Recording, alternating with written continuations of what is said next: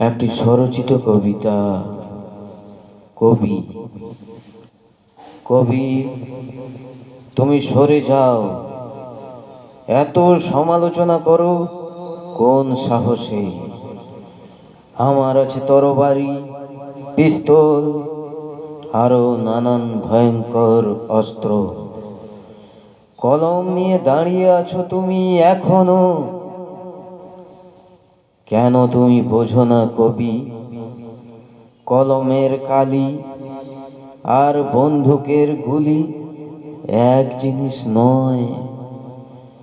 আমি এক শক্তিশালী শাসক, আমার জীবনী লিখতে পারবে? তবে লেখো এক দীর্ঘ কবিতা, রক্তের ফিনকি, অশ্রু, হোলি খেলা, সব যেন থাকে নির্বিচারে। আমি এক উন্মত্ত শাসক, আমার পায়ের নিচে পড়ে থাকে ধুলো। প্রাসাদের প্রবেশদ্বারে পড়ে আছে আমার জুতো, সেই জুতোতে লেগে আছে শত কোটি প্রণাম।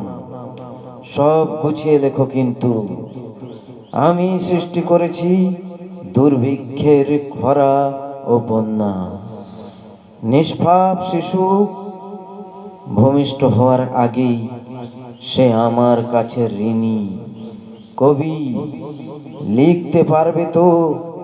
যদি না পারো তবে ছুঁড়ে দাও তোমার কলম, ভেঙে যাক, চৌচির হয়ে যাক, পড়ে থাকুক কালির দাগ, ঠিক রক্তের মতো।